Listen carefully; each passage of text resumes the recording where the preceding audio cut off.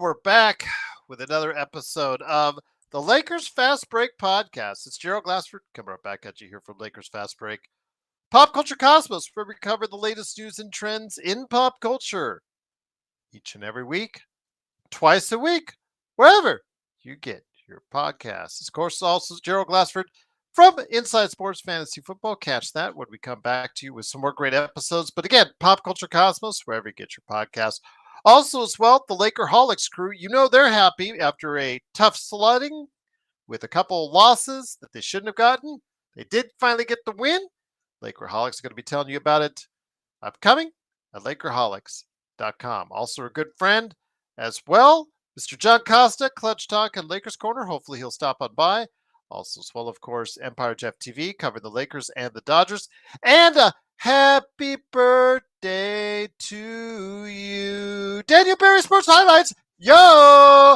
Go ahead and make sure you like and subscribe. All those great places, all those great people, including Stone Hansen, including DBASH, including Empire Jeff, including Legend 350, including Alfred Esmond, all these great folks, including Lakers Live as well. Shout out to Lakers Zach. He is going to be watching the game in Denver coming up on Saturday, so shout out to him as well. Of course, Clutch Talk and Lakers Corner, all these great places. Please like and subscribe, but don't forget to like and subscribe to here at the Lakers Fast Break. It really helps out the channel. We're over 2,200 subscribers strong, and we need more. We need more. We're greedy like that, so go ahead and like and subscribe to help us out. Get us on those algorithms, and go ahead and make sure you do your part by liking and subscribing. And also as well, if you want to become a member, emojis, badges. Also as well, of course, I put videos on some occasions straight to members first. We go ahead and post sometimes from Jamie Sweet, his 5 things articles. Sometimes you might get an article from Xbox. Sometimes you might get something from me. Sometimes I put polls in there. But you only get that if you become a member today for just $2.99 a month right here at the Lakers Fast Break Podcast. Yes, Lloyd, you're so funny. Ha ha, ha ha, ha ha. With Luka sitting out tonight on the back-to-back, and also Vando as well, the Lakers headed out to Portland for the formerly known as the Rose Garden in Portland to go ahead and face off against the Trailblazers. During the beginning, though, it looked like it was going to be an easy game for the Lakers. Unfortunately, when you're out on the road on a back-to-back, you always have to worry about how it works out in the second half. In the second half, Portland started to come back, tied the game on a couple of occasions, actually took the lead, I believe, on 1 or 2 others. But LeBron James and Austin Reaves, they carried the team today with outstanding scoring performances. Yes, they were very sloppy between them. 17 turnovers. But when it mattered the most down the stretch, the offense centered around those two, and they delivered. First off, with LeBron James, big game for him scoring-wise. 40 points for the 40-year-old.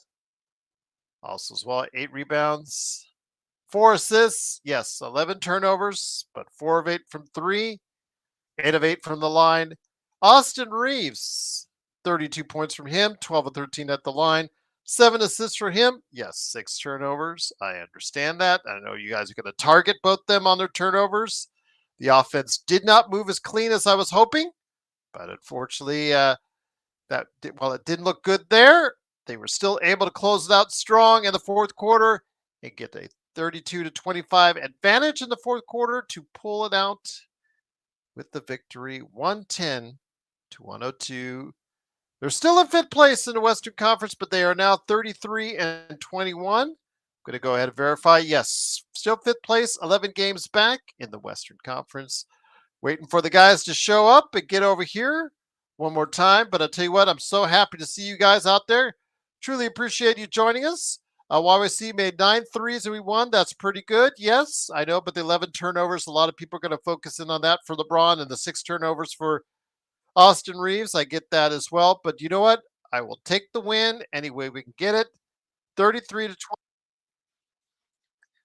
And here today to go ahead and discuss it is a good man indeed. I know we give him a lot of stuff and he gives it right back to us and then some, but he is. Yeah, You don't give me nothing. I give you a lot, man. You give me Yes. nothing. I got nothing. I'm Teflon.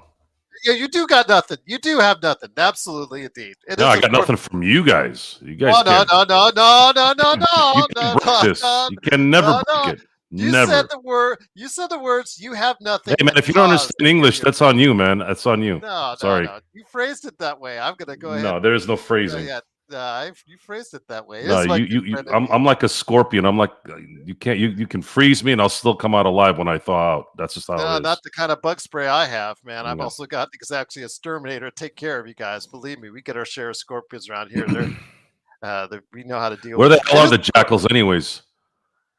Oh, well, jackals. No, we don't deal with jackals out here. But it is, of course, my good friend indeed. It is a guy who watched Team USA lose in hockey, but still managed to keep his eye on what's going on with the Lakers. It is, of course, Ox1947 at LakersBall.com. His game you need to get. Corrupt, Coreupt on Steam, and then also as well his company. You need to go ahead and make sure he starts doing some work on for you. Simblades, Simblades with a Y.com. It is of course Joe Soro. Joe, good to have you here, my friend. Not the prettiest win. Luka and Vando taking the night off on a back-to-back. Lloyd Avenue would thought he'd be so sly to say Luka got 0 points today. Ha ha ha ha ha ha. So the haters would be out like I predicted during the game. I said I knew as soon as the Luka was going to be out. Of course, the haters will come soon after. I know the haters are going to talk about the 17 turnovers combined between LeBron and AR. No, the ball did not move very well. Again, Joe, they shot way too many threes, but still, the Lakers got it done in the end, and that's all that matters, my friend. Yeah, Portland was just not playing good basketball either. The Lakers seemed to they had good ball movement at the beginning of the game, and then they started getting a little sloppy kind of towards the middle of the game. Very isocentric at times. And that's pretty much what the NBA has become. It's become isocentric with lazy 3-point shots. That's how everybody plays. And the reason why I think they play this way is because if you play traditional basketball where you go in and out like they used to, it takes too much time to score. And if it's only going to be 2 points and it takes you 20 seconds to score, the other team can just go and hit a couple threes and you're already behind the 8 ball 4 points. And I think throughout a game, I think that's what that does. Now, it doesn't make the game look pretty, which and because NBA basketball players have become soft, injury prone, and I'm going to get to that with this Victor Wembanyama thing because this is just the injury. The injuries in the NBA have gotten like today. It clicked on something to me tonight, and I'm going to ask some questions and try to figure out what in the hell is going on. Victor is actually one of those guys that has good diet, that does a lot of yoga, stretching type stuff. Like this guy is prepared. This guy is on it. This guy cares. Yet, and I don't remember ever seeing. I mean, there were injuries in the past, obviously, but these injuries are just. People used to play 82 games a year. They used to go. It would take a broken bone to on the legs to get you to not play. Now there's all these things coming out, and I'm just curious on what the hell is going on. It's a nasty blood clot, though, Joe. So that's why It's a blood clot. It's a calf. It's a groin. It's a broken femur. Whatever it is, what superstar in the NBA right now is actually playing without some kind of injury? It's just and something that's going to take him out for the year. It's just something weird with this stuff. Whatever it is, the diets, whatever supplements these guys are taking in.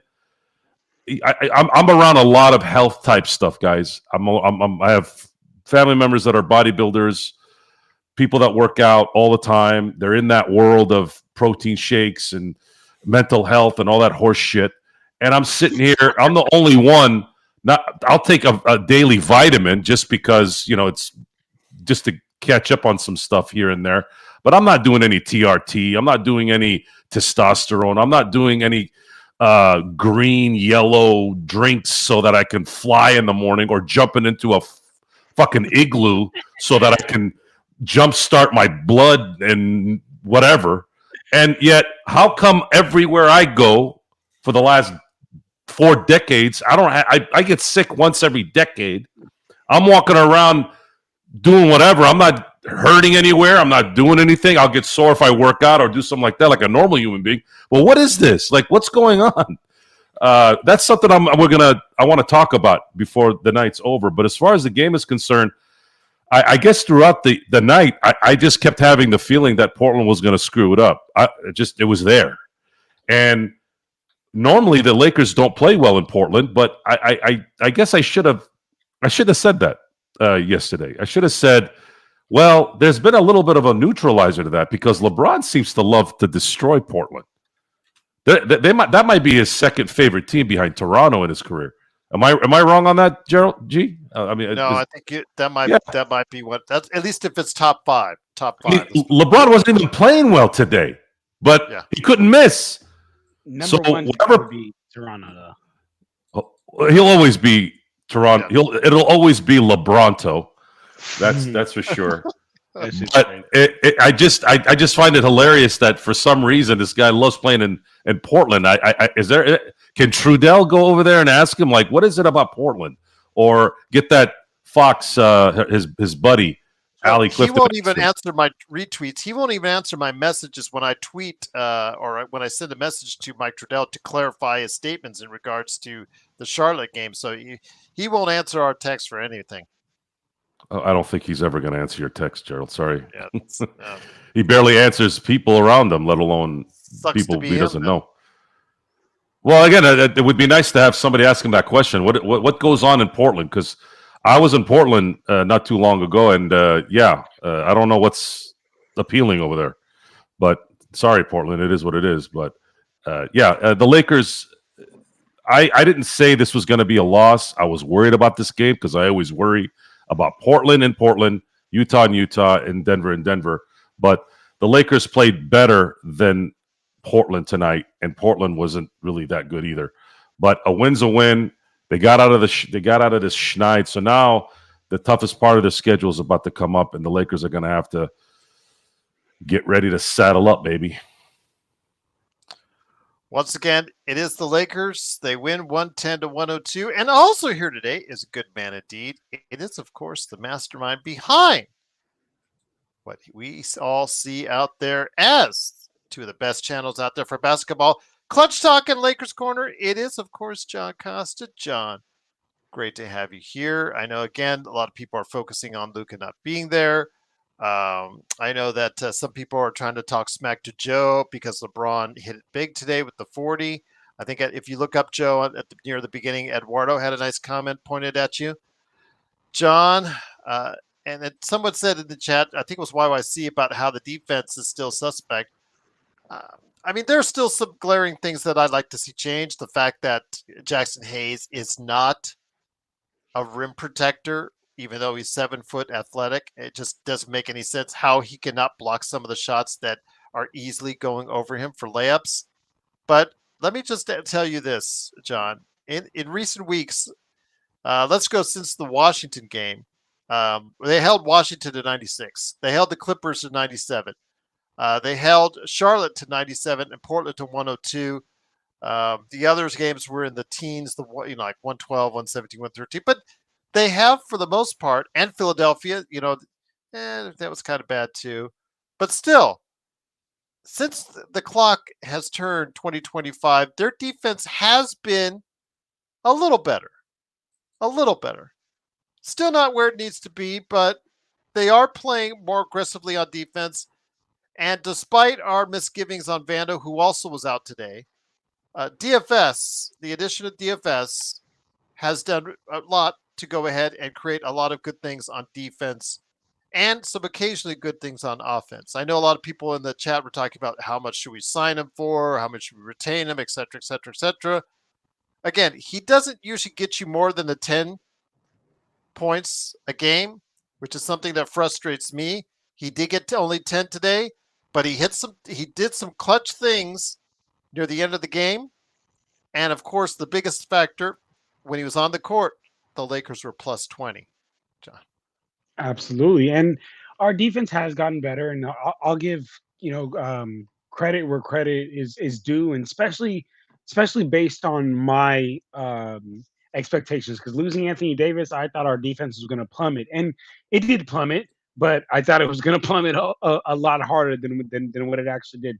But to your point, though, Gerald, we have been playing some rather weak competition in those games that that you mentioned to me, the Hornets, the Portlands. I mean, Clippers are probably the teams that you had ran off, probably one of the best teams that you listed there, and that's not even like a top team that we should be comparing ourselves to because I'm the type of guy where the bar's high, Well, there's a right? team right below us in the standings.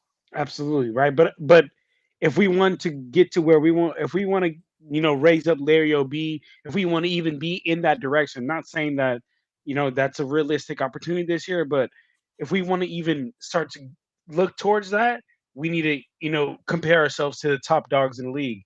And comparing ourselves to the top dogs in the league, um, that did it does us no good comparing ourselves to the Hornets, the Clippers, and whatnot.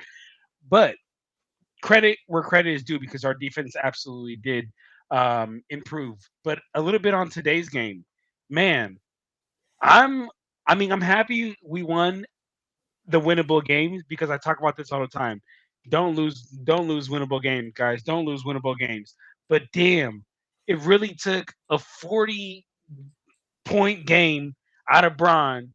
It took Austin Reaves playing 40 minutes for us to get a win on the freaking Blazers, y'all, ah, playing down to their level.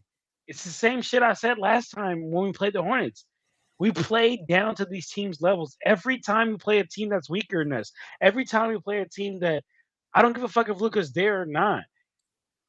Why do we play down to their level? And to me, that'll be a question that um, we gotta.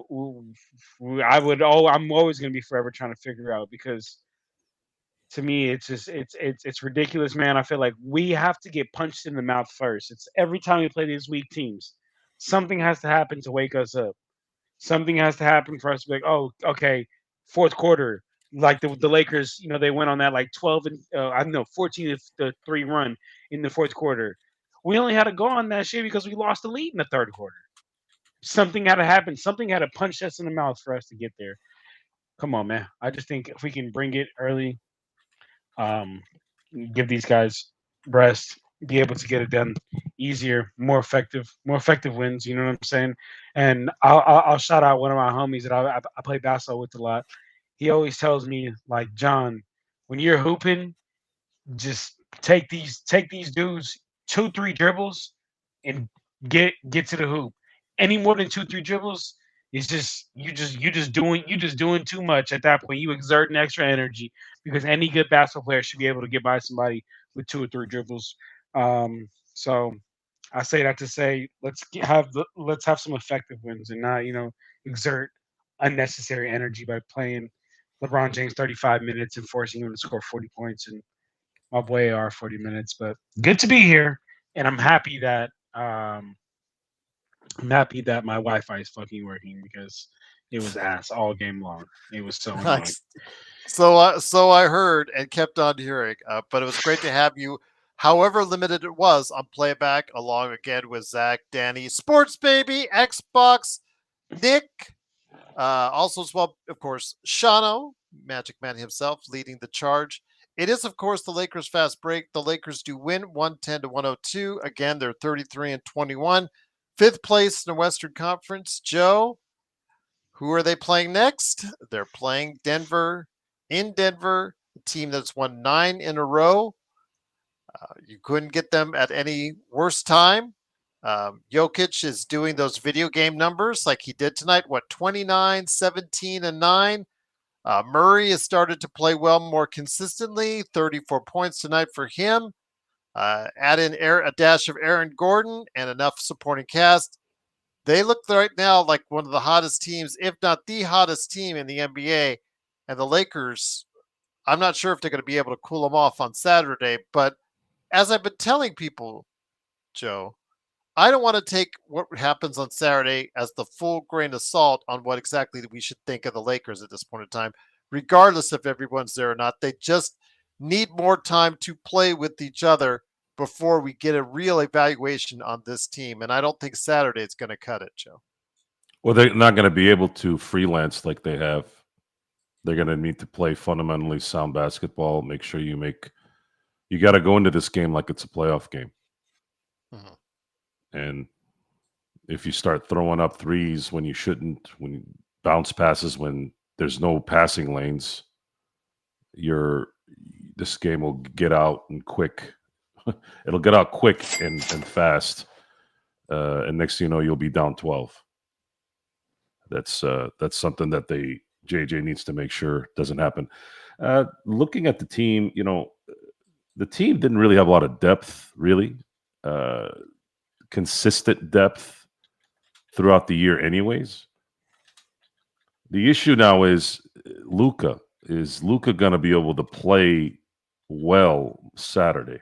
Is he going to labor? If he labors, it's going to be a problem. It almost would be better if he doesn't play. If he can't really play it to where he's a threat and he executes, meaning if they leave him alone at the three and he starts hitting threes, that's a threat. Controlling the ball, giving LeBron enough time throughout the game to not be tired in the end. Also, we're going to need Luka to be the guy that makes the shots at the end of the games. There was a pretty scary statistic that our friends shared today. Matter of fact, my cousin also sent it to me afterwards, and it wasn't good. It wasn't a good statistic. It was a 1 for 29 stat where LeBron, when LeBron performs when it's 5 seconds or less to take the lead, or was it tie as well? Something like that. Let's just put it this way. LeBron is not very clutch, but this is something that we already knew even before he came to LA, but he's been really bad at being clutch with LA in the last minutes. And being that the Lakers play Denver well for about 2 quarters, sometimes 3, maybe sometimes even 3.5, you're going to need somebody in the end of those games to close it out. And that's the excitement with Luka. Luka is one of those guys that actually does that kind of stuff. So I don't know what his health is right now. If he's going to labor like he did against Charlotte, then I wouldn't play him. He's got to be effective in that game for the Lakers to have a chance. And the Lakers have to play fundamental basketball. And I like their energy. I like how hard everybody's playing. Jackson Hayes is playing hard. DFS was the X factor tonight. Matter of fact, he had the best plus-minus for the night. And he made some crucial plays, whether he was making a shot or getting a rebound or getting a putback. Rob, I kind of equate the DFS trade like the Ariza trade in 2007. He could be that guy, that under the radar, even though there was a lot of rumors that we were going to get him. But he's that player. He's that role player that can make a difference in certain plays during the game when your team is at full peak. And that right there, guys, is what we have to wait for. We have to wait for Luka to get back to 100%. Otherwise, I don't know how this is going to play out. Even when he was 100%, there was still going to be a lot of effort that was going to be needed. But when you play in the playoffs, when you get to the playoffs, and if they can get a first-round home court advantage, then things can get interesting, especially with what happened with Boston last year. They were able to avoid every primary player that they played in the first 3 rounds, and then they were fresh as hell going to the finals when they met Dallas, whom beat really the 2 best teams statistically at that point, and then struggled to kind of get back that magic once they kind of ran out of gas towards the end there. So we're going to have to be patient. We're going to have to wait. All this talk, all this nonsense about did Luka do this? Did this guy do that? Just watch the games and just stop talking. Yeah, Go ahead, watch John. the game. Watch the game and stop talking. Sure, that's cool.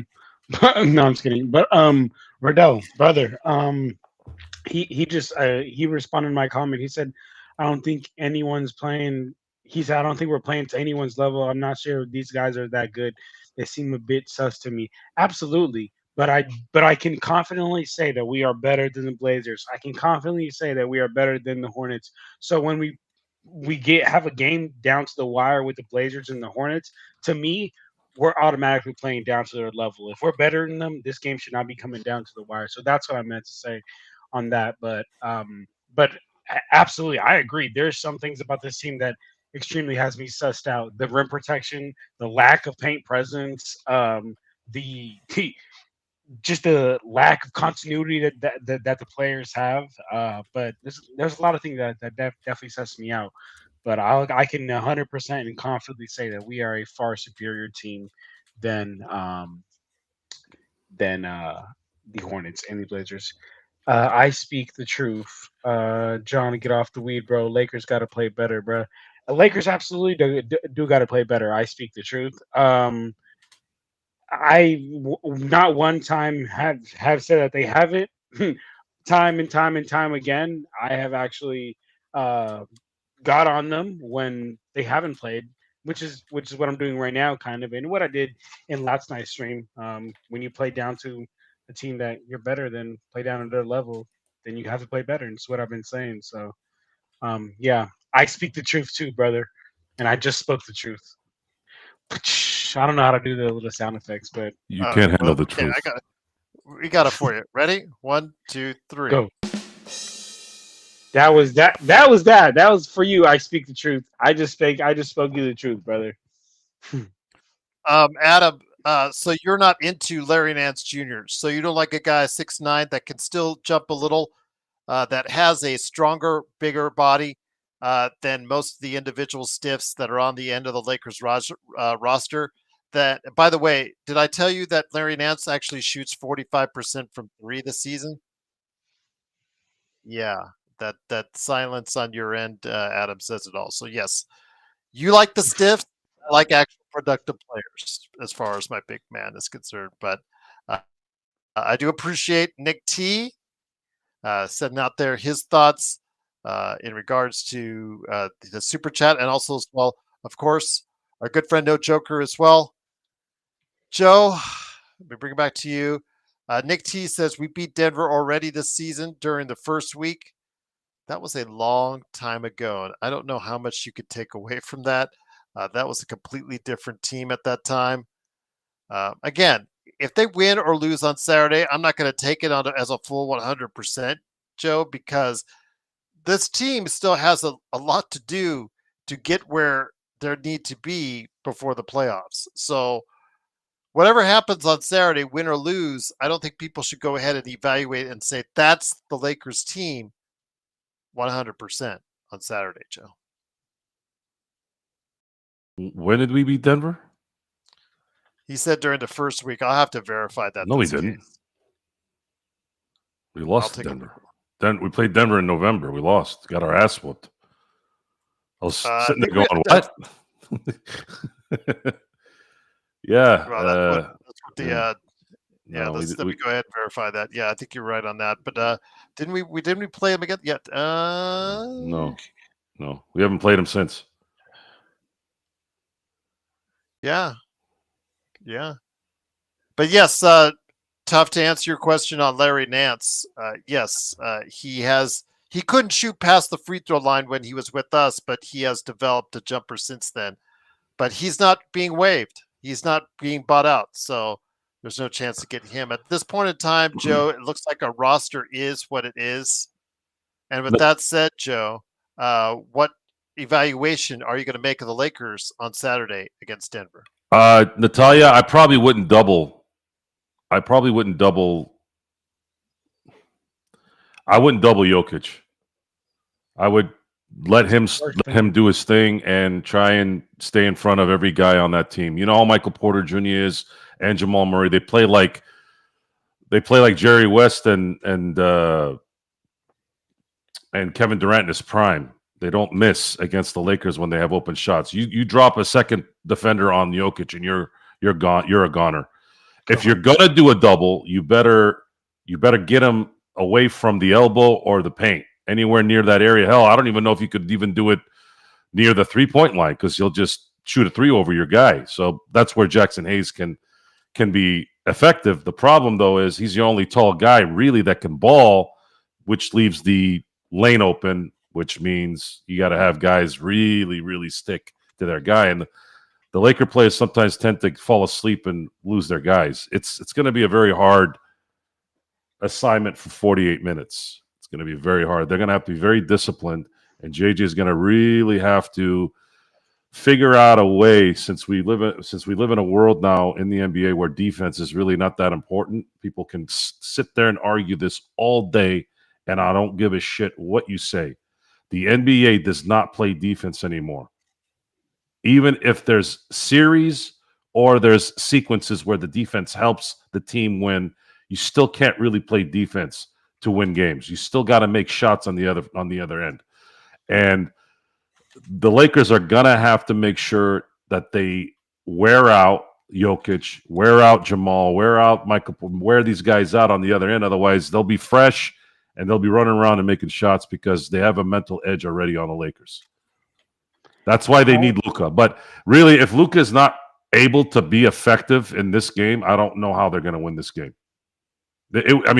Denver would have to be so arrogant and just making mistakes, kind of like how Portland did tonight, for them to lose this game. I was going to say about that double, I think that's like the worst thing you could do with a player like Jokic. But if you are going to send the double, you can only send it on the dribble. When he takes that first dribble, that's the only time you could send it, because that's the only time that we could possibly have a chance of being able to get there without end up getting burnt. And Denver literally plays too. They play at their best, to be honest, when Jokic is getting doubled. So yeah, I don't know about going like any player, no matter who they were. They did this to Jordan. They try to do it to Kobe. They try to do it. So both Jordan and Kobe are right-handed shooters. Jokic is a right-handed shooter. If you're really going to try to get him uncomfortable, try to make sure he goes left. Now he'll still do that one drop shot. And another thing with Jokic is, for some weird reason, he always makes this weird wild shot at least once during a Laker game. For sure. So let him get that shot early so that you don't have to worry about it the rest of the game if you have to. But make him uncomfortable. If you have to trap him, make sure you trap him when he's uncomfortable dribbling, like John said. If he's stationed and then you double, he's going to look over and go, and you're done. You're going to be toast. That's it. That's it. This is you're going to have to ball for 48 minutes. Otherwise, you're not. One dead spot in this game, and they'll go on a 15-0 run, and you're toast. And by the way, LeBron James. This is a thing for LeBron. LeBron, you really, really need to stop wasting possessions. Man. You got a really bad problem with wasting possessions. Austin got into that mix too. This Portland game and everybody follows the leader, guys, especially in the NBA, especially in basketball. Stop wasting possessions, especially when it matters. And every game matters right now. You are not Oklahoma City. You are not Oklahoma City, and you're not Cleveland right now, sitting on a 8, 9, 5, 6 game lead in for the top spot in the conference. If you wanted to do that when you had that lead, sure, I guess, but it develops bad habits anyways. I wouldn't do it anyways. And for God's sakes, why can't this team inbound the ball? Can somebody answer this question for me? Simple fucking mistakes, Joe. Simple mistakes. Why can't they inbound the ball? Not lock the fuck in. That shit was ridiculous. How many turnovers? Rodell, we corrected that already. We got that already corrected and put that in the chat. Yes, they lost on November 23rd to the Nuggets. Yes. Yes. We've already let Nick T know that. Yes. Go ahead, guys. Sorry. No, you're good. I was just Hey, saying. if he's tired, that's fine, Alan. If he's tired, that's fine. But you still have to. Just because you're tired doesn't mean you have to do a bounce pass in between two guys. That doesn't make any sense. If you're tired, then be more safe with the ball. If you want to take a shot and you're open and you're tired, instead of maybe taking an easier route to the basket because that takes up more energy, fine. It's the bad decisions. It's the wasted possessions that I don't like, because that stuff builds over time. You know, a 7-point lead could be a 14-point lead if you simply don't turn the ball over.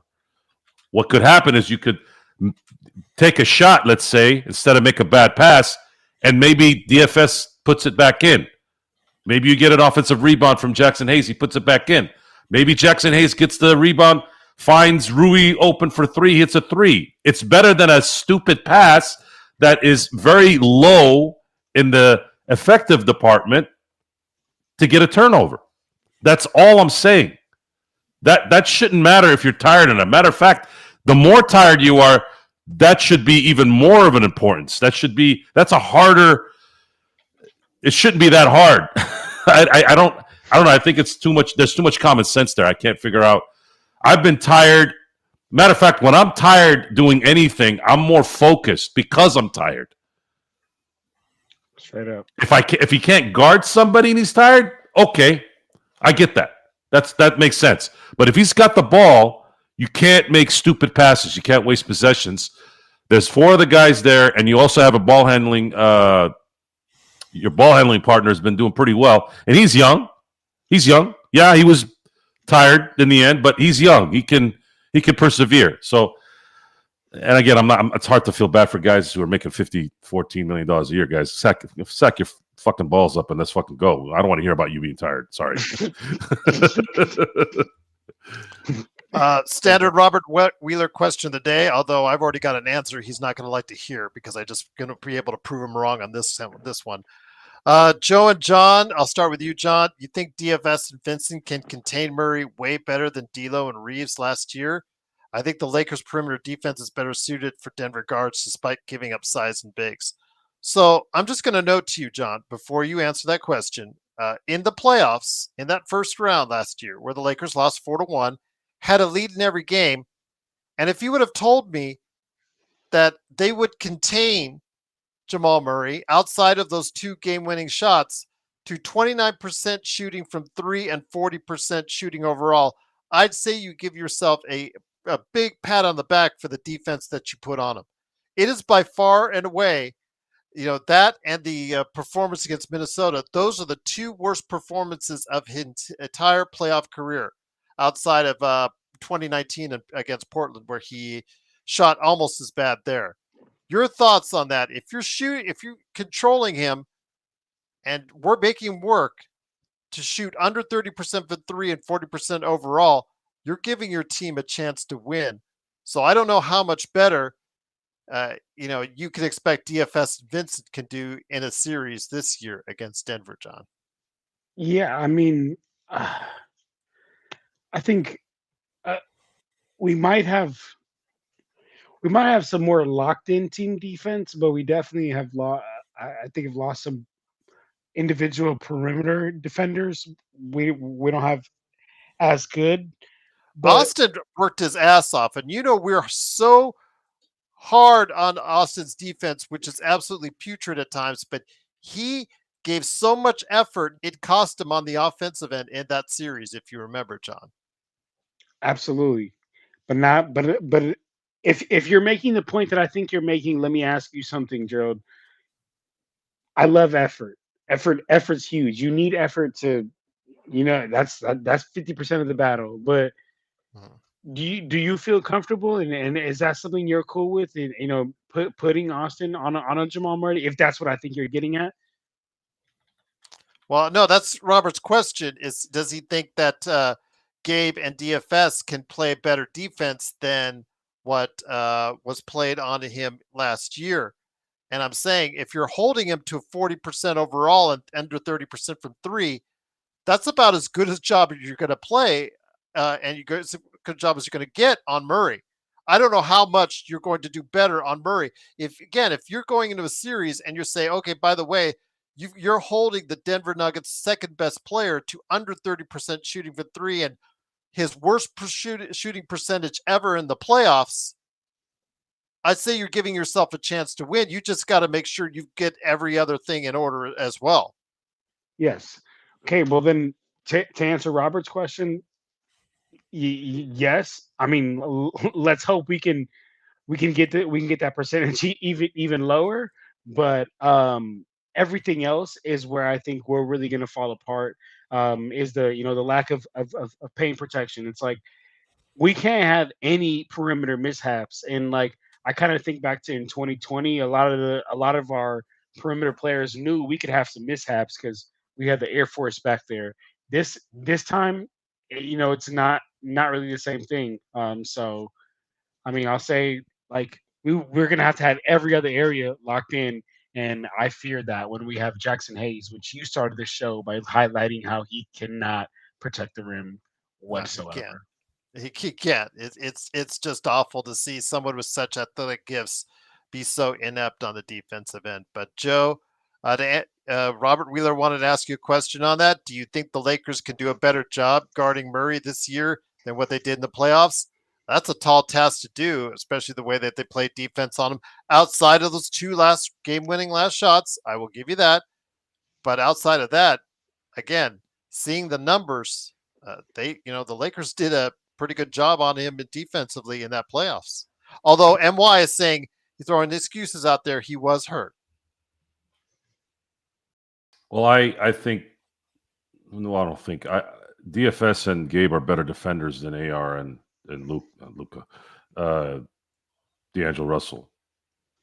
That there's no doubt there. So a little improvement in those two positions. Who was it that mentioned DFS guarding Michael Porter Jr.? I think that's a good matchup there for DFS. But what if DFS has to guard Murray? Well, it doesn't matter either one.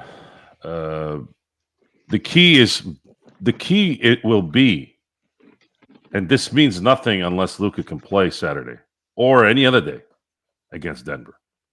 You can't lose Anthony Davis, whom struggled even as good of a defender as he was. He struggled against Denver. He was all this Jackson Hayes doesn't protect the rim. What the hell did AD do against Denver the last 9? Well, I'm just saying the playoffs, 9 games. He was not good at all in any of them, really. And they got their ass whooped again with him earlier in the year. So what is it? What do you want from Jackson Hayes that AD did? Because AD didn't do shit either in those games. So what you have to do with Denver is you got to make them work on the other side of the court. The Lakers didn't do that because they made stupid mistakes. They were contained. They didn't play fundamental basketball. They shot threes when they probably shouldn't have. They didn't. All they did was Floyd. All Denver did was Floyd Mayweather the Lakers every time they play them. Except this last game. They got blown out from beginning to end.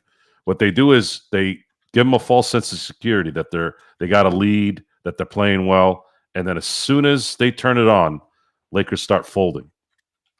And then in the end, they know. In the end, they knew. They knew that AD would miss free throws. They knew LeBron can't hit last-second shots. And even if he could, he's going to pass the ball usually. Although he didn't do that a lot after the Reddish mishap from last year. He actually took the shots, got screwed in one of them in the Boston game.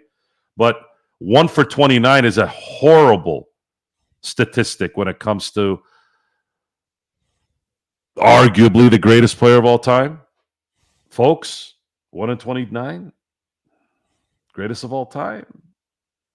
I know the 40-point stuff sounds good, and it's nice when you look at the statistic in a box score, but guys, you have to look at the NBA these days, much like how you look at the NFL. You got marginal quarterbacks like Kirk Cousins. If you look at Kirk Cousins' statistics the last decade, he probably beats 95% of the great quarterbacks from the merger on.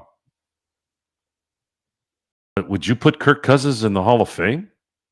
Fuck no. Kirk Cousins would have had half of what he did now if he was quarterbacking in the early 90s. He would have got the shit beat out of him. So you guys got to pay attention to the times a little bit. In the end, folks, it's how you perform when it matters the most. Why is Tom Brady the greatest? Why is Jordan the greatest? Why? Well, because they became big in big games. Now, you can look at baseball and say, well, Barry Bonds didn't win anything. He's the best of the last 50 years since Babe Ruth or whatever. There's another reason for that, but we won't get into it. I like Barry Bonds, by the way. He should be in Hall of Fame. But anyways, the key here is you have to watch the games and see what's going on. And you can't get enamored with stats. Stats do tell a tale. For example, a guard who scores 5 points a game versus a guard who scores 20 points a game, that's a big difference. That matters. But if you're scoring 40 points and you're not able to close the game out, what's the 40 points going to do? It doesn't mean anything, guys. And as far as tonight is concerned, I've gotten those turnovers out of the way here, and I'm going to go into the enjoyment of the game, the enjoyment of seeing someone like LeBron James where he is, dropping 40 points. This was an entertaining game. I actually enjoyed watching the game. But the reason why it's hard to really, really enjoy it is because every little thing matters right now. The Lakers don't have a margin for error. It's like you can never relax. So every win matters if it's there for the taking.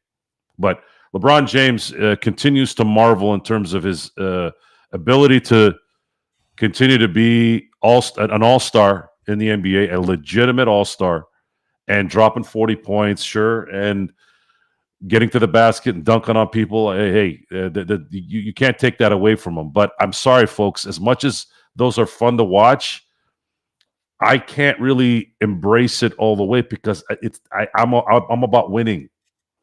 So I don't get off on stats. Like, I'm not sitting there going, yeah, LeBron got 40. I'm going to go tell all my friends tomorrow. And it wouldn't have mattered if it was LeBron, it was Kobe, or whatever.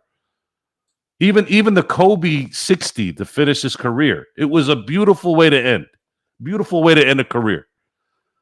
But it's still, they were in the playoffs. It was a regular season game.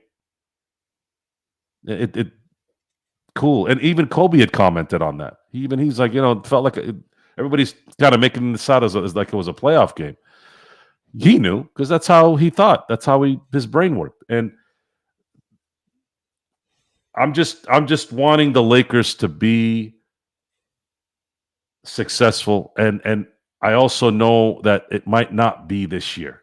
I think the Lakers did what they needed to do in acquiring a player that is going to be the future, a player that I really like watching play, and I'm going to try to enjoy this as much as I can, but I think there's also that part of me that says this thing needs to get put together a little bit more, and that's just how this is going to play out.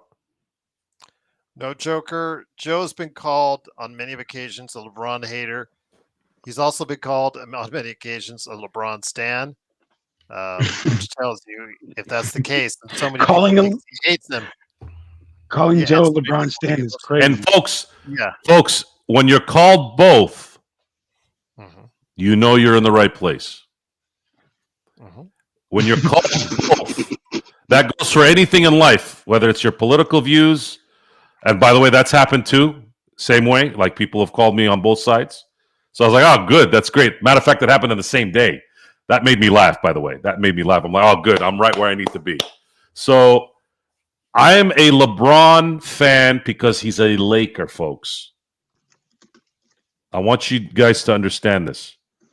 My issue with LeBron in the past is his leadership, his comments that usually would kind of be a detriment to the team. That's usually where I would kind of get irritated. He tends to speak out of place sometimes. He doesn't have the information that he probably should have. And it wouldn't matter if it was LeBron, Wilt Chamberlain, Kobe, Magic. I mean, guys, you all know I love Magic. Okay? We all love Magic. I love Magic. Always will. But to sit there and say that I didn't criticize him when he traded Zubac, or when he kept getting himself in trouble because he's talking about how he wants to train Ben Simmons in the summer, like, we were cracking on him too for that. Folks, do you not crack on your family members? Do you not say negative things about your family members and your friends when they do something that you don't like? Who is LeBron James that I can't criticize him? Who? What? Am I a hater because my sister does things that drive me nuts? Am I a hater now of my sister? No. Yeah, hater. Sister hater. Yeah. Like, you guys got to get out of here. You got to stop watching music videos and hearing words that are stupid. I don't know where else you find this stuff. Just because I don't like what you do doesn't mean I hate you. Sometimes, again, LeBron does more good than bad. Just saying. Yes, exactly. See, YYC has noticed it. I haven't said a lot about LeBron, and I've been wondering why no one has asked me why. Why have I not been criticizing LeBron lately? Does anybody know why? I'm not going to give you the answer. You guys got to figure that out because you didn't ask. I'll see if somebody's right. Go ahead and guess. I'll let you guys go ahead and guess, but it's so funny because Sharon left us a comment recently. Said, "You guys got a lot of trolls and haters." I said, "Yeah, you're kind of right, Sharon, on that. But they come at us, we go right back at them, but we call it like we see it, and that's something that very few of these channels do. They want to placate to make sure that they keep their base and whatnot, and you know what? We just tell the truth as we see it, and you guys don't like it. Oh, well. Jeff, is that all you do? You just come on here on the chat, just keep talking about the same thing. Jeff is a nice troll. Just being a nice troll. Honestly, every interpretation is that's what makes America great. I'm sorry, I saw the MAGA thing. It came to my head. The freedom is what it's the freedom to disagree, and you can assume the easiest thing the easiest way I can get around that, by the way, is barring abuse stuff to children, women, disgusting things. Whatever you think about me, you're probably right. And this is much easier for me to lay that down and just let you do what you do. Just like a guy, I was reading something about Adrian Peterson. It was about when he tore his ACL, and then the following year he won the MVP. He recovered so well that he ended up having one of the greatest seasons for a running back ever. Won the MVP, rushed for 2,000 yards, and everyone thought that he used steroids. Now, I can't prove that he did or didn't, but the thing that he said was, he goes, I actually look at that as a compliment. He goes, I didn't, but if you guys think I turned into this because of that, and he knows he did it right, hey, cool. That works for me. You're gonna think whatever you want to think. That's fine. I can't stop you. I can crack on you. I can yap about it, but in the end, it's just better to you guys believe what you want to believe. Once again, the Lakers do win, 110-102. It's Gerald Glassford along with Joe Soro, aka Ox1947, LakersBall.com. John Costa is doing his recap right now. Hopefully he'll be back to join us. But Joe, Yeah, again, so many people are going to make so much of a big deal between the Lakers and the Nuggets on Saturday, and I'm not. I'm not going to be one of those people. Again, I just think you need more time to evaluate how good the Lakers team really is. Even if they win by 20 on Saturday, it's still, again, it may not be the same team that enters the playoffs just because of the fact that Luka is going to get better shape by that time. He'll be play more with LeBron. How does AR fit in all this, et cetera, et cetera? So I don't want to go ahead and just really, just evaluate and say, yeah, they're this or they're that after Saturday. But so many in our chat are already going to do that, Joe.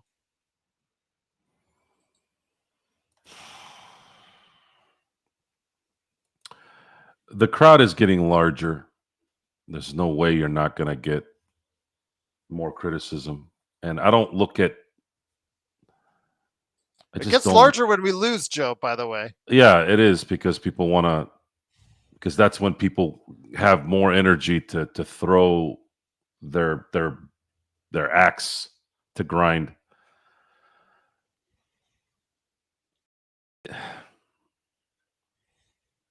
It's too soon, guys. It's too soon to want this thing to be what we want it to be. This change that happened 3 weeks ago was so franchise shifting, and the guy that we got was already rehabbing from an injury that had plagued him for a while, and he played through it. And I found it weird that no one commented on that, other than I think it might have been Markeith only that might have commented on it. Don't quote me on that. I think it was Markeith who said it. Somebody said it. I think it was Markeith. That Luka was playing on that messed up calf and still doing what he did all the way through the finals. And the season ended. I don't know what kind of rehab he did in the summer or whatever. Maybe he didn't do anything, and then he came out guns ablazing doing what he does, and then he blew the tire there on Christmas. And then now it's like, well, maybe I might need to do some other rehabbing, and I might need to change whatever to get this thing finally where it needs to be. But in watching how he played yesterday, it looks like either he's mentally worried that he's going to pop it or his body isn't moving yet. My hope is that his body isn't moving the way it wants to move, because everything is about his ability to maneuver the physicality of his game, in which where his weight actually helps in that case. The ability to it's very difficult to move a guy that's 6'7", 6'8", can shoot anywhere, can pass anywhere, and also create space in short spurts, which is what Luka does. It's just hard to. It's different if you're 270. I don't think he's 270. I think he's probably maybe 240, 250. But let's say he went down to 210. Is he going to be as effective at that weight doing what he does? I don't know. Maybe if he builds up his legs and gets smaller on the top. I don't know. But he's got a good guy to learn from. I think LeBron has shown that his fitness, his work ethic is some of the best work ethic that you've ever seen in your life. I also think that he's got fibers that God bestowed on him that he's taken advantage of too. That happens sometimes. And all you got to do is look at guys like Ray Lewis to know that those guys weren't born like normal people. Ray Lewis played football like a rugby player. He played like a rugby player without pads, with pads. And it's amazing that I watched that guy move around, and I'm like, how is this guy not in a wheelchair the way he played? Playing in the NFL for 20 years. Not only that, playing middle linebacker. Not only that, playing the way he played. I watched almost all those games that he played, being in the division of the Steelers. So that weight, that physicality is something you have to factor into his game. Is that something that he can't lose to be effective? I don't know. I don't know. And I'm not going to worry about Saturday's game if I start seeing Luka laboring in the first quarter. If he starts to labor in the first quarter, the Lakers can still win. It's the NBA. It's an 82-game season. But this team can't be truly effective until he's 100% because they don't have any room to cover him. AR can take the ball handling duties, but he's not Luka Doncic, and he never will be, no matter how good he's been playing. Joker, why do you keep doing stuff like that, man? Really? Can't we talk normal? I know that he was also asking about, and a lot of people are asking about Connect. Connect looked like trash tonight. Yeah. He looked like he didn't know where he was. He didn't look like he knew where he was. And I'm sorry, Dalton, if you're still mentally drained from what happened, you're going to be gone in the summer at this point. Mhm. And I am not supporting what Rob did. Even if it was buyer's remorse. Because if you look at what's available and what resources you will have by declining that trade, you will know that you will for sure get a better deal. You'll have a better opportunity of getting a better deal. I'm sorry I had to go that way, even if it was the Lakers' fault. It is what it is. Hey, guys, you're talking to someone who, and some of you were there too. A lot of you weren't. Maybe you were a little younger. Look, that veto that for Chris Paul cost Kobe a title or two. It cost Kobe a title or two, and I'm never going to forget it. Never. So that's it. And I had to watch my baseball team get cheated too, twice. So if you got a problem with that too, I don't give a shit. You guys want to do a trade? You want to go back in time and make sure that trade goes through so Kobe can have a chance at getting 6 and 7 with Chris Paul? Or how about we take the trophy away from Houston and Boston and give it to LA? Then at that point, then I'll placate you. But as far as I'm concerned, I don't really give a shit. Not even a little bit. I want the Lakers to win championships every year, and I want the Dodgers to win championships every year. And if it means them spending whatever they need to spend because no one else is doing it, so be it. And if it means the Lakers get the best deal that's ever happened in a trade, so be it. I don't care how mad. I sympathize very, very little to the fans or the Dallas organization. I just don't care. I get it that they're upset, but I don't care either. I'm only thinking about my team. Dragon24 agrees with you. He said it cost Kobe 2 more titles with the CP3. It did. Veto. It did. And you are talking about a legacy changing even more career. If Kobe wins, because it's very likely, by the way, that there would have been a Laker Heat final in that time. Because Miami went to 4 straight finals. The Lakers with CP3 and what the Lakers were planning on doing, even if Dwight left after that year, even if he's still left, you still have CP3 at the apex of his career, in his prime with Kobe. It would have lessened a lot of the wear and tear on Kobe. But again, it's something we can never prove. It's just a discussion on where I'm at on all this thinking about stuff. And I'm always going to reiterate the fact that if Luka doesn't work out, also, it's still not a bad deal. It's still a great deal. They got rid of a player that had its highest value left right now. Even at the end of this year, AD's value would have lessened. You would have never gotten a player like Luka Doncic for him. And I want you guys to really let that soak in a little bit.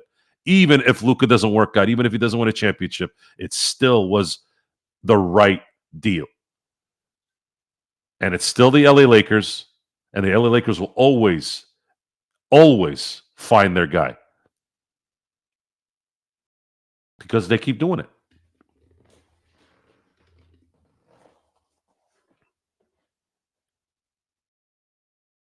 You're on mute, Gerald.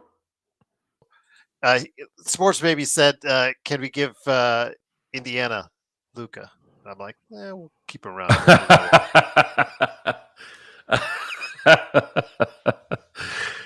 I think maybe we can give you Luka when he's 38 and give us a couple championships.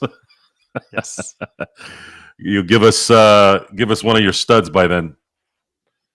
I don't know. I'm sorry. I don't that's a good one. That's a good one, Juan. Lakers win 110-102. Joe, though, another concerning sign. It's not just connect. The bench only gave us 13 points, although this has been a theme for the entire season. No Joker. We're not going to be able to land a center now. We have to wait until the offseason for that, when you have to look into free agency and or a trade for that. I mean, there'll be some names that'll pop up as far as from Miles Turner on to, beyond possibilities for the Lakers. So I know they'll do something in the off season. But for now, we do have the team that we have. And Joe, seeing the guys off the bench were kind of ugly. I mean, people, I think Thameless was telling us Jameson is the deal. And then I watched him do a jumping shot put from 1 foot and hit the side of the backboard on it. That caused, I think, a 24-second violation right after. So that didn't look pretty. He just does not look like he's going to be able to be the answer. Koloko has had several chances and hasn't been the answer. But 13 points overall from the bench, it's just not going to work. Not just because of the center position, but from everyone else coming off the bench, from Connect giving you a donut. It doesn't matter. We did not and cannot only get 13 points from the bench and expect to keep on winning the majority of our games, Joe. The bench will improve likely this offseason because there's a big chance that if the Lakers can get the center that they need, and maybe another player that could be a starter. I don't know if that's possible. We'll see. Then you can use Rui, and we don't know if Rui's going to be part of the package in these deals. It's going to be. I think let me just say this. I think you have to look seriously hard at trading AR and or Rui, because both of those guys, as we talked about on playback, those guys are going to want massive contracts in the summer of 2026. Will the Lakers pay those guys a combined 100, 125, maybe even $150 million in combined contracts for those two guys, Joe? Well, yeah, but they're going to have to pay somebody. Do you want to get rid of? Well, I'm just saying, but they themselves will be looking for that. If you're going to trade AR mm-hmm. and Rui, you better get somebody that's, of course, like I'm talking bona fide 1C. You got to get a 1C there, but then you still got to have some depth, and then you got to figure out what exactly is going to be the market for Austin Reaves. Is somebody going to finally pay him $30 million? Are you saying that? He's a 19-point game scorer in the league, Joe. So what do those average? Okay. So what is his market? Is he if he goes into free, let's say the Lakers keep him another year and the Lakers let him test the market next year, the following year, right? Mm-hmm. Is somebody going to drop a 4-year 120 on him? That's a possibility, especially with the salary cap going up. Okay. So the salary cap is going to go up. That's usually benefits teams that are over the cap, always. Do you risk? Is Austin Reaves worth $30 million a year? I didn't say if he's worth $30 million. But I'm just saying asking. I'm asking. I didn't say you said it. I'm asking you. Do you think he's worth $30 million a year on this team with Luka and LeBron? No. Okay. So now, how about this? What if LeBron retires after 2026? if you knew that ahead in advance, that maybe is a different story. But I think you lose a lot if you go from LeBron to AR. But then again, you're not paying him as much. You're paying him $30 million if that's the case. But I could see 20, 25 million, 30 million a year for him with whatever LeBron is getting, with whatever Luka is getting. Having to build around your team, that's going to make it really hard, Joe, if you're paying all three of those guys. You got to pay somebody.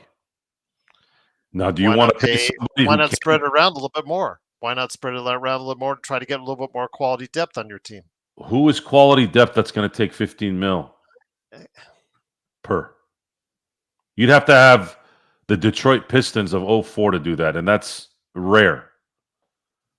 You're not going to get those players. You're going to have to pay 3 max contracts and then pray to God you can somehow get at least 2 or 3 more guys that'll get paid less that can be real important role players. Going to be very difficult. I mean, some of our audience it's says doable. yes. It's doable. No. He's not. I wouldn't take. If I'm Reaves, I'm not taking an extension early unless it would be the market that would likely be a year from now. I'm not gonna fault the Lakers if they keep him for 30 mil. I wouldn't sit there and go, "Oh my God, this was a bad deal." What the Lakers need to figure out is how are they going to acquire the players that they need to make this at least a bona fide, safe 7-man rotation.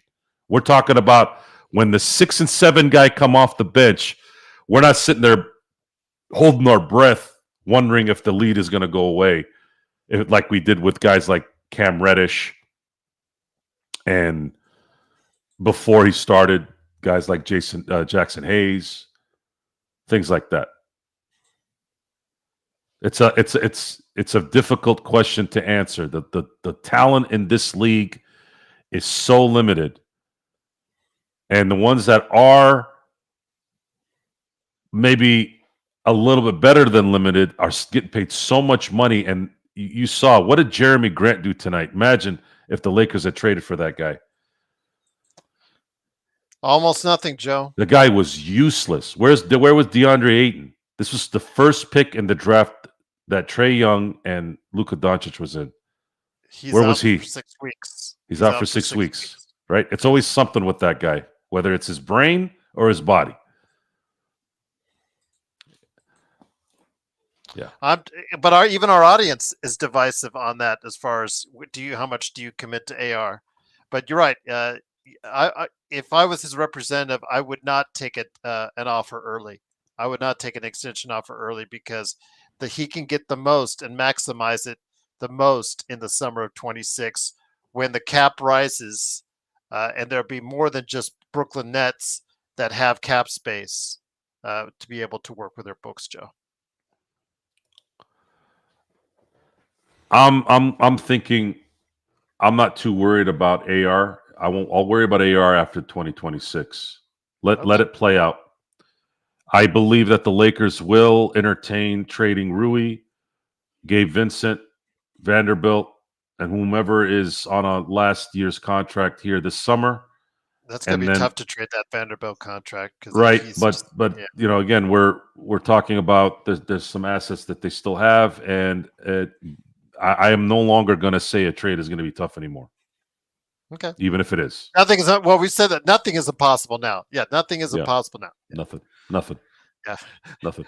I mean, I will now will probably believe that Nikola Jokic traded to the Lakers. What? I will believe everything until I don't see it. At this point, this is I'm still in. The shock is still somewhat lingering, but it's starting to become normal. You get used to it, but yeah, that's a good one too, Jack. Thanks for mentioning. Yeah, Kleber is also an expiring contract. There's the Lakers next year, not this year, next year. Yes, the Lakers are again. It's a tradable contract, even if there was another year on it too as well. It's $11 million. Yeah. The Lakers in my basketball viewing life pulled a trade out that is sitting at number one in my lifetime. And now it's just like when you condition yourself so much, everything else should be a less hard to do. I have a lot of confidence that the Lakers are going to figure out how to get a big man this summer, someone that will work well with LeBron and Luka, and try to really go balls out next year to win a title. And if they win the title next year, let's just say hypothetically they win the title in 2026, does LeBron come back or does he retire on top? There's a lot of storylines there that you can think of if that's how it plays out. But once again, it is the Lakers fast break. It is just sort. See, this today, I cannot. When you go mute, I can't hear you today when you're up. It's just so weird that one day it's like, man, I was hearing all you guys. You said you were hearing us all off air too on mute. That was so weird. It is, of course, the Lakers fast break. The Lakers do win 110-102. But Joe, again, before we head it out, just want to mention we'll do probably a show tomorrow and then lead you in. Hopefully the Lakerholics will be here on Saturday before we get you into Saturday night's game against the Denver Nuggets. Ralph D says, what if LeBron retires after this year? I mean, he's got a $50 million on the books, Ralph, that he has an option for with a no trade clause on top of it. That's what he would be walking away from. It would be good. It would be good. You always said that it would be good if he did. Yeah, it would be good. However, it still would depend on who they could bring in. If they brought in reinforcements that made sense, if LeBron is playing the way he's playing, maybe you don't want him to retire. Let him have another year. Or if he opts out and he goes at a lower rate, he could do that as well.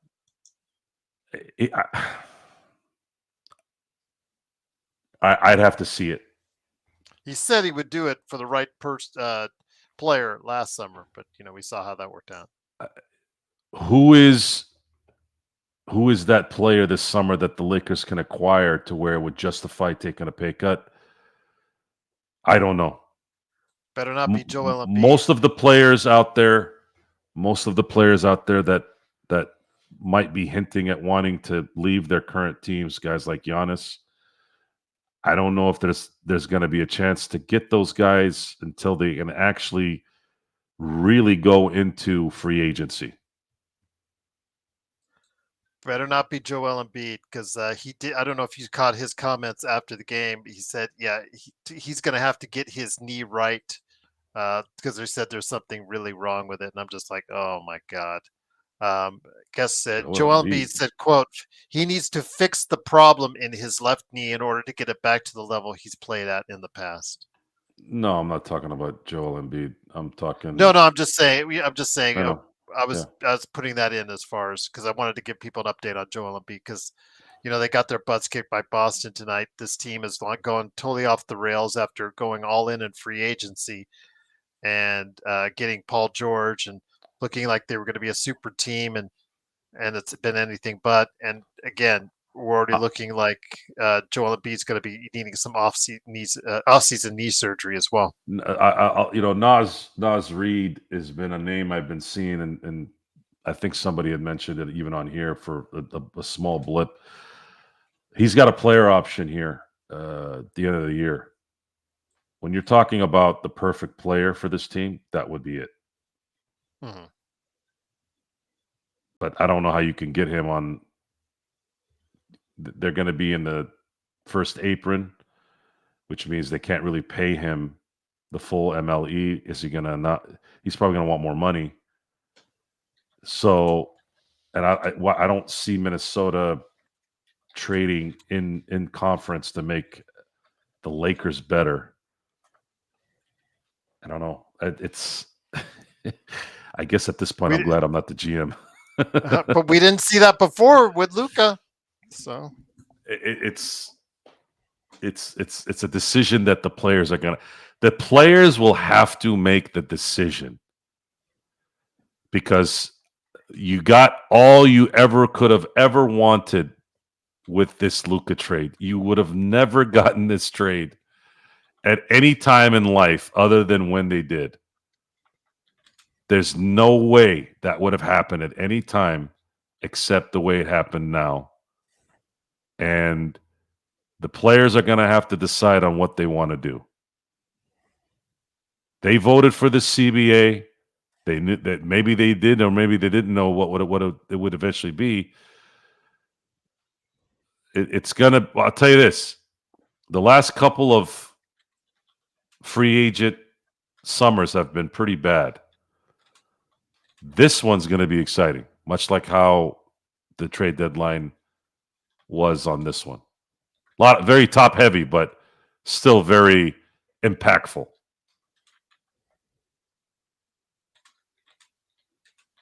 And that's where I'm at. That's where I am on that. Well, I'm Sharon. I'm asking to clarify. You said you would not like to see LeBron take a pay cut if he plays next season, if he asks for the team to go ahead and do so. If they somehow magically can get a player or two that can help solidify this team even more. Okay, Lloyd. What if she's saying? What if Luka and LeBron both leave this season? Luka leave the season? He said, yeah, those are exact words. If you want to take a look at the chat. Well, let's look at that. Let's see if that's possible. Luka right now is signed through next year, so he can't leave this year. He can't. He has a player option in 2026. Yeah, he can choose to opt out next year. And then if he wants to get back a lot of the money he lost because of the Supermax Knicks from the trade, he takes a 2-year +1, and then which would take him into 27, 28, and then he can opt out of the deal again after the 28 season, and then sign a 5-year, $418 million contract. It would end up being, from a gross standpoint, bigger than what he would have gotten in Dallas. He'd have to wait a couple of years, though, to get it. The thing is, he would lose more money in taxes in California. However, I do believe that he would get more endorsement money as a Laker than he would as a Maverick. So, but I don't know what those numbers would be. But I have a pretty good feeling, especially if he wins a championship between now and 2028. He's not going to get the money. You're asking him to opt out next year and sign a 4-year contract somewhere else. He ain't doing that.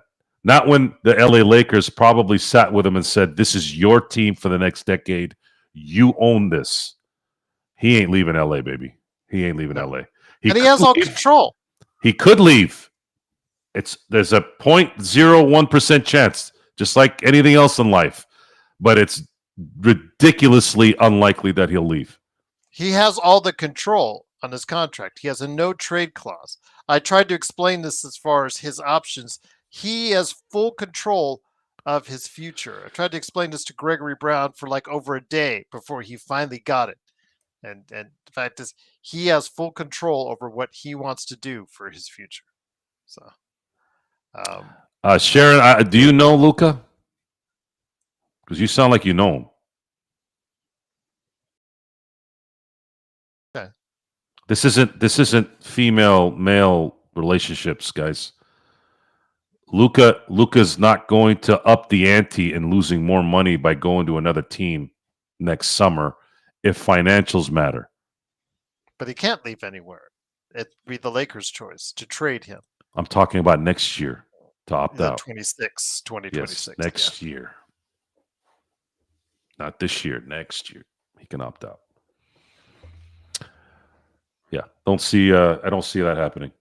If anything, I see maybe a player want to come play with Luka. Question for Joe. So what title run was the most impressive in your opinion of all time? Laker title run or just title run in general? 2001. Most impressive.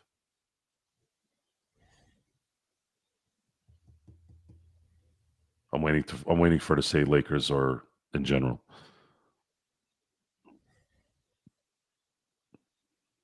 I'd say 2001 for me. If it's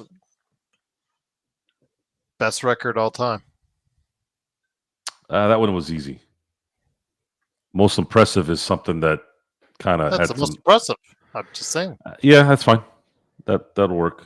If it's a Laker, or in general, yes. Yeah, I figured she meant in general.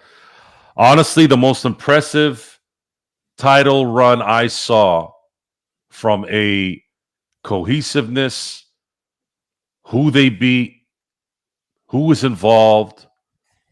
The most impressive title run I've seen in my lifetime was the 2014 Spurs.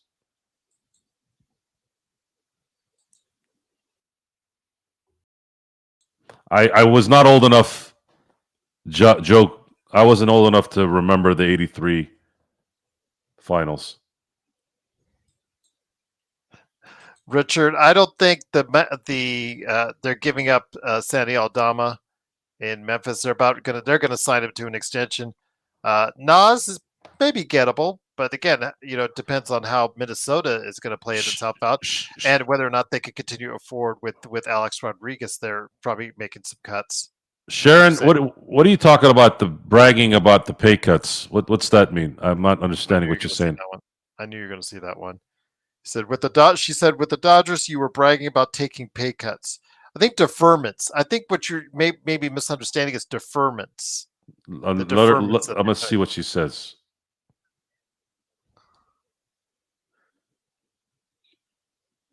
Okay, Jeremy says the 2016 Cavs. Gasol didn't pick the Lakers either in 2008. That worked out pretty well. Yes, it did. Shout out to Gasol. It still looked good the other day.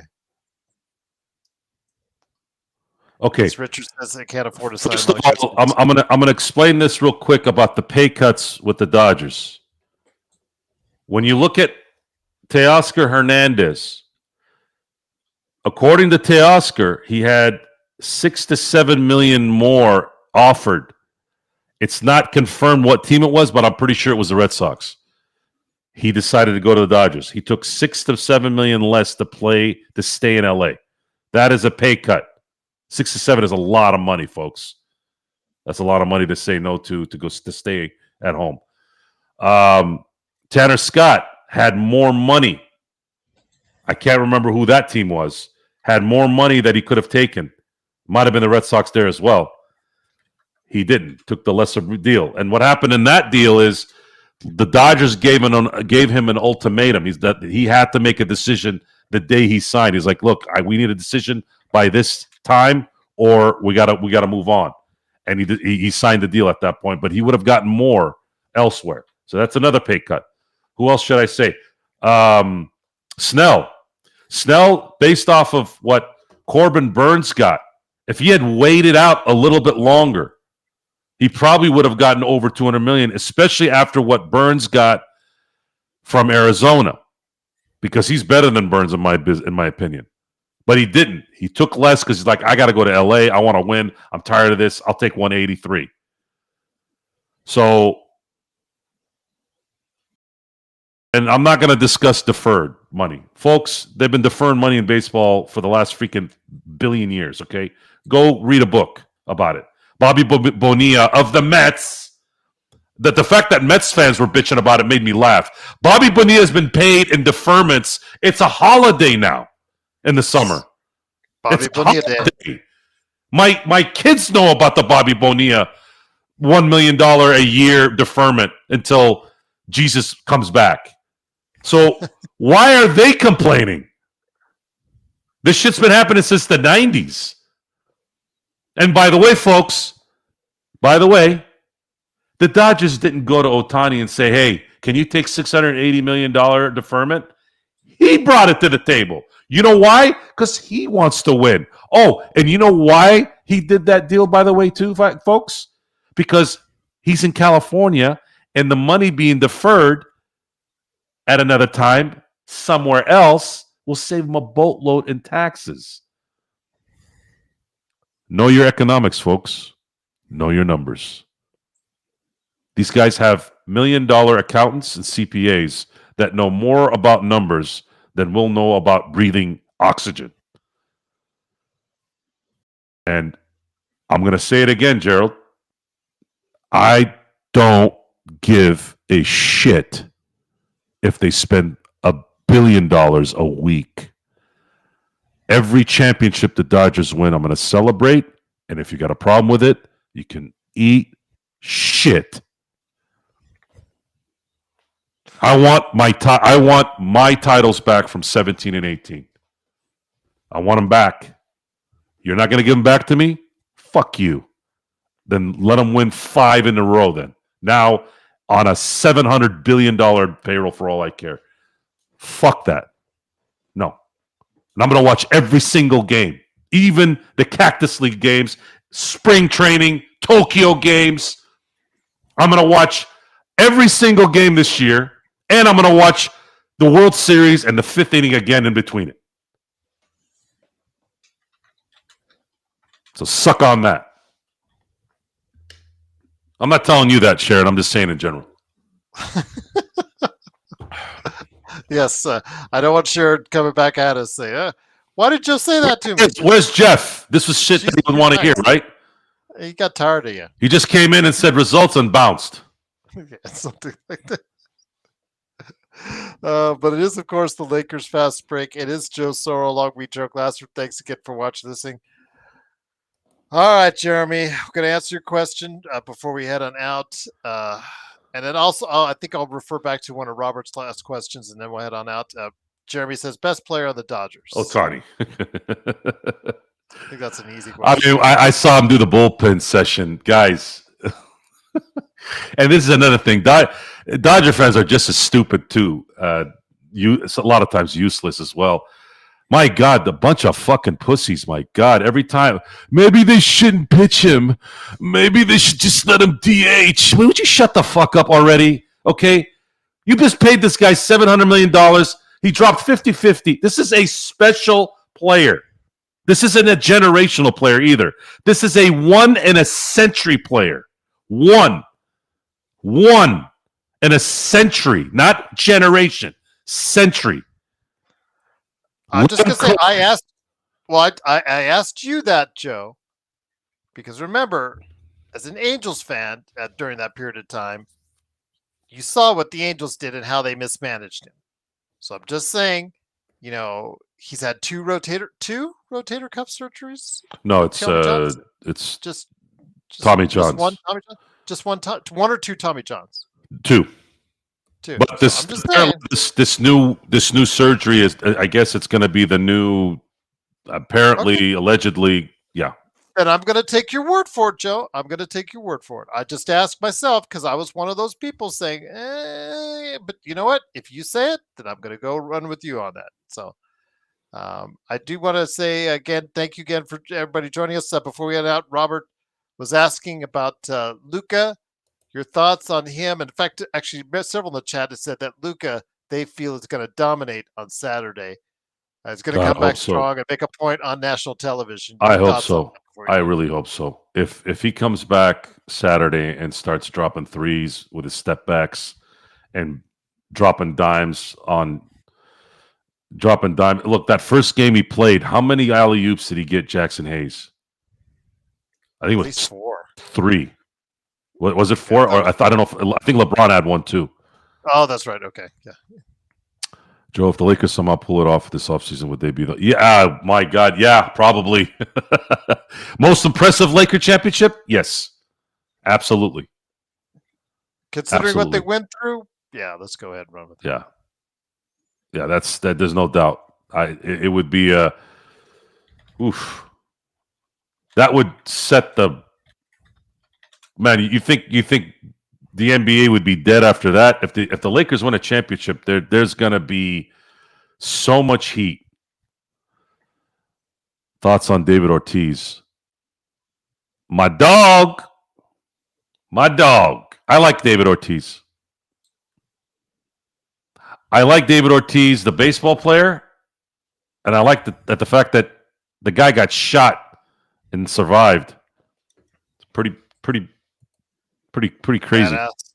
Pretty badass. All right. Well, again, I hope Luka does light it up on Saturday. But before then, we are going to go ahead and hopefully have a show tomorrow night.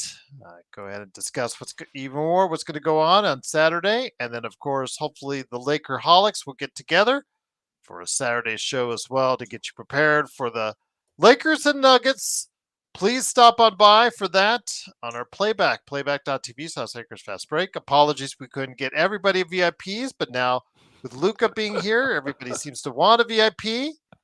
But again, thanks for joining us. As Sports Baby said, Sports Baby, it was great to talk to you actually on playback tonight. It was great to have you there along with everybody else. But any last thoughts, my friend, before we head on out? It's going to be a nice weekend. Yes. Baseball's somewhat back. Lakers are playing Denver. Lakers are tied in the loss column for the 4th seed with Houston. Mm-hmm. They're slowly getting above that one the 1 point in the differential, in the point differential that was always negative for the first 3 months. Yeah, which is crazy because I'm looking at that and then I'm looking at the Oklahoma City Thunder. Their point differential is almost 13 points a game. And when you look at all the really good teams that have won championships, they're usually sitting around that number. So Oklahoma City, if Chet Holmgren doesn't turn into a China doll, China doll, would that be the right term? Like if you drop a China doll, it breaks. Yeah, fragile. If he plays, if he doesn't break apart, that team is going to be very, very good. And it might be a threat. It might be a threat to win it all. Xbox is so funny. Would you rather win close in Denver or win big? Big, Brandon. I always want to win big. Just want to win. I'll say this. Oh, hold on. Actually, I'm sorry, Gerald. I'll tell you what. I always want big because it's less stressful. However, a game-winning shot by Luka to beat Denver in Denver. Holy shit! This place, Gerald, I think we'd get 300 people that night, Saturday night, and the Stephen A. Smiths are gonna orgasm all over themselves on Monday. That'd be funny. I will say this though, Xbox. He's always either watching, cruising the beach. He said he's swimming right now at Surface Paradise. Or the other day he was golfing. So yeah, man. Look, I'm for the record. This is Money Mark's world, and we have to pay admission to it. It's just something we all have to deal with. That's why he's Money Mark. Yep. And there's some guys that just got it, and Mark has it. And Mark's going to have, aka Xbox, is going to have his own show, late night for us here in the States. Well, actually in the morning here in the States. But he and his bro are going to be talking to Barca soccer, aka football. So go ahead and check that out. Watching and learning. I used to engineer a soccer 2 show a.m. in the morning? years ago. Well, I won't be listening to it at 2 a.m., but I will be listening to it when I am awake. Yeah, it'd be nice because I do want to learn more about European soccer. It's been a while since I engineered a soccer show years ago, and I'm a sports guy, so why not? Let's continue to get more knowledge in all these sports so we can be that much better in what we do. He's swimming along Surfer Paradise right now. Man, I'm so envious. Absolutely so envious. One of the greatest exercises in the morning is surfing. My buddy Ken Leslie and I, props to Ken if he's listening. We were going once a week, and my God, you get there, the water is freezing, but you get acclimated to it pretty quick. And then you'll surf for about 45 minutes because your body starts going, hey, dude, I'm getting tired and hungry. But my God, when you get out of that water, it's a primitive thing, I think, just being one with with the world and the water and all that. Man, you leave that place. First of all, you're yoked to like crazy because you're just using everything, and then your body is screaming for fuel, and it's just the two best things in the world: good exercise, having fun, and then having a good meal with good people. One day I'd like to do that every morning, but I'm going to need a house by the beach. Yeah. But until then, he's hanging out with us. That team, Aaron, I'm sorry, Gerald. Everybody keeps saying good things here.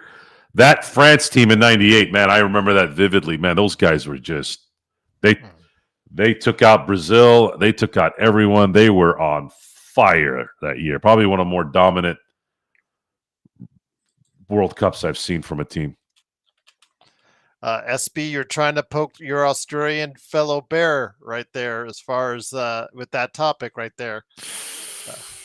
Yeah, I'll let you guys discuss that if you want to go ahead. Never talk to. I have a friend who's a Ronaldo fan. Mark, who's my brother, is a Messi fan, and my buddy who's a Ronaldo fan is my brother too. Man, and he loves Zidane too. I mean, he's from France. Well, he that's his like first home when he left Mali. But my God, it's so much worse than the Celtic Laker thing or a Raven Steel. It's not even close. You just say Ronaldo in front of a Messi fan, and they're ready to murder your whole block, and vice versa.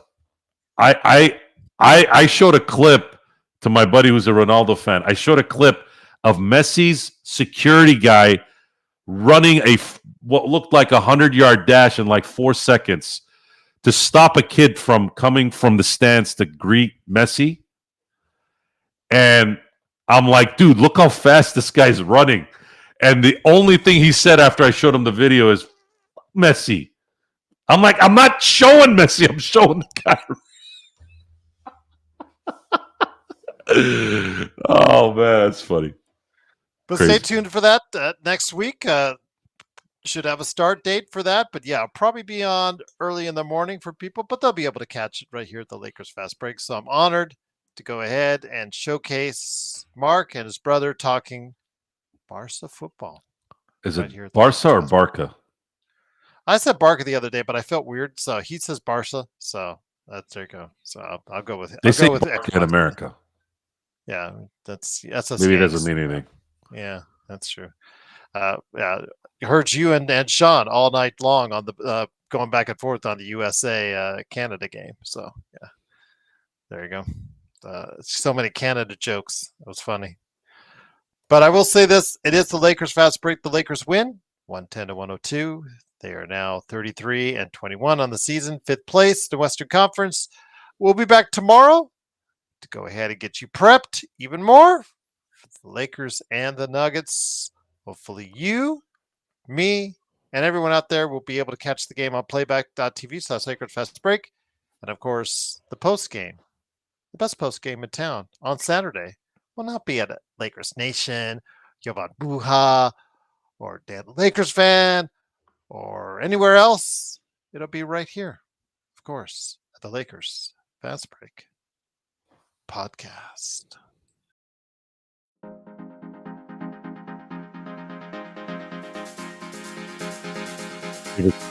Mark. By the way, I'm going to table the Victor Wembanyama comments I wanted to make tonight. Oh, I'm sure you'll let us know at some point on tomorrow's show. I teased it and didn't even come through it. That's bad radio. Well, I'm sure you'll let everybody know tomorrow. I just did. Yes, I know.